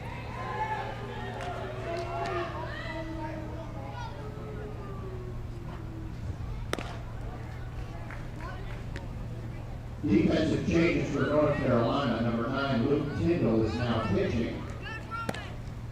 Number 7, Webb Evans is now in right field.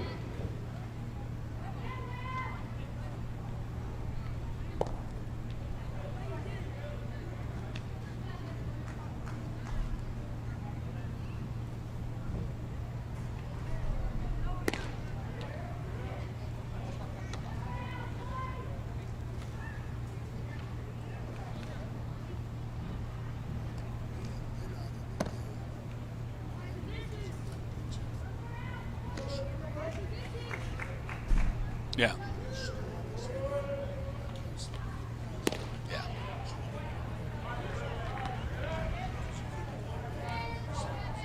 Oh, is that right?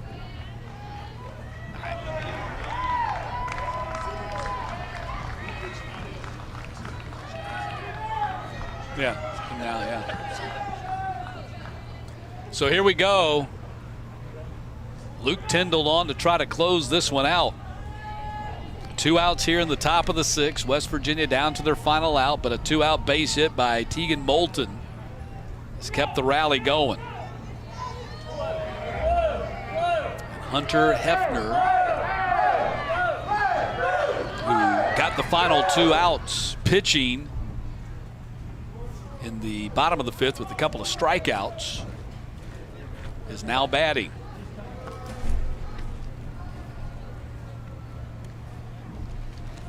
So Luke Tyndall did not start the game. Came in and played right field.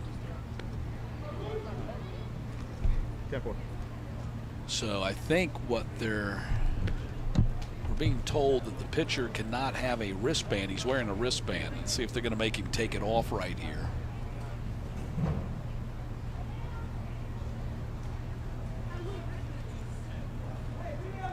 And remember, he was wearing see, that's exactly what they're going to do. They're going to make him take off the wristband, because he was wearing the wristband because he was playing in right field. So obviously you can't have anything that's going to be of any kind of distraction or maybe move the batter's eyes off of the ball. And certainly a white wristband, you see where they've got the plays in the different sequences and scenarios, that would be potentially a distraction for the batter. So the first pitch to Hefner in the dirt, throw down by Thompson, safe at first. And again, I can't tell you enough. If we were voting All-Star, I know this is the first game, but that Thompson kid behind the plate has really been good. 1-0 pitch, back up the middle, off the glove, going to ricochet to shortstop. Everybody's safe, and West Virginia keeping things going here with an infield single by Hunter Hefner. Glanced right off the new pitcher, Luke Tyndall's glove. And the shortstop had been moving on the play. Now batting for West Virginia, number 9, Andrew Rolfe. Andrew Rolfe batting here.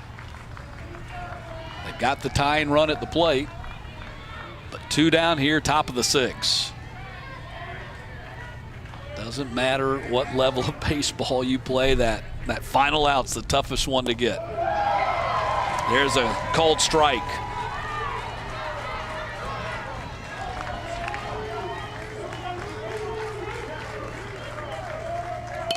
Tyndall working quickly and hit it to center field for a base hit. They're going to wave the runner. No, they're going to hold him. Ball gets on through and the bases are loaded. So now the tying run is at first base. And a big clutch 2-out hit with the game on the line by Andrew Rolfe. Just out beyond the glove of Landon Brown, the second baseman. And if they can get Garrett to reach, they've got Guerra on deck with the game on the line. Things got interesting in a real quick hurry here after Greenville got the first 2 outs here in the 6th. Single by Moulton, single by Hefner, single by Rolfe, and the bases are loaded, and a pitching change. And Simo is on to pitch. They bring in the lefty, Parker Simo, to pitch with the bases loaded. We'll step aside for a moment and come back. Things have gotten interesting here in the 6th.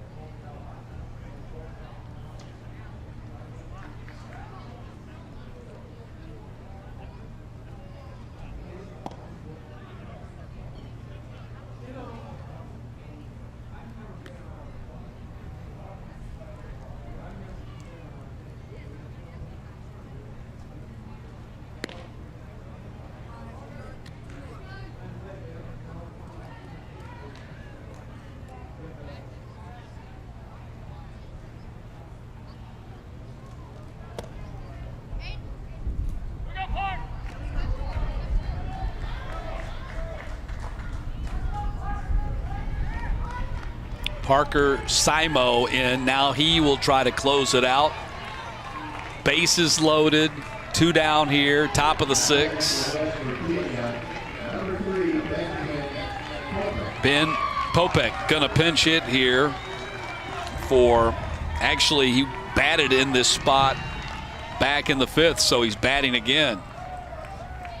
And Garrett had come back in at catcher. Now they're putting Popek back in to pinch hit for him. That's ball 1 to Popek with Guerra on deck. Greenville has to get one more out. 1-0 pitch. Outside, 2-0 to Popek.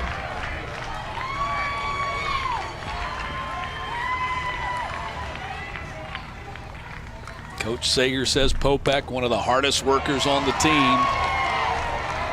And it's now 3-0 to Ben Popek. No place to put him. 3-0 pitch. There's a strike. Parker Simo finds the strike zone on the 3-0. 3-1 pitch. Ball 4, and it's 4-2. And Surf Guerra coming to the plate.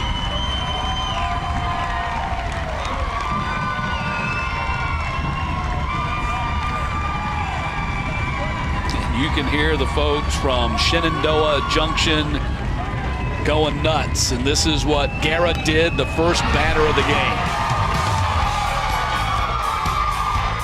Crushed it to left field. The question here is, will they give him the chance to do that here, or do you intentionally walk him with the bases loaded? Give him the old Barry Bonds treatment. That might be what they're talking about right now.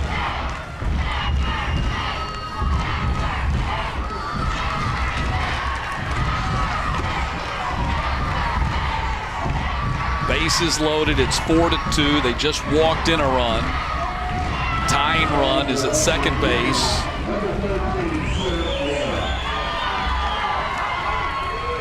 Go-ahead run at first.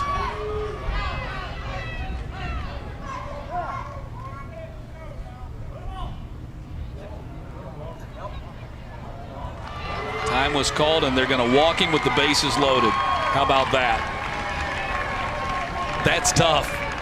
That's tough as a kid to get walked with the bases loaded like that, but that is the ultimate show of respect for his power and the ability to change the game with one swing of the bat. So now it's 4-3. And you put the game on the shoulders of Johnny McCarthy. That's strike 1.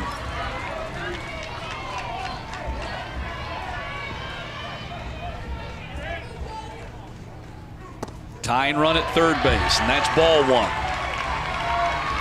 Of course, when you do that with Guerra, you put the tying run at third, pass ball, wild pitch, anything brings him home. There's a strike of the knees, and it's 1-2.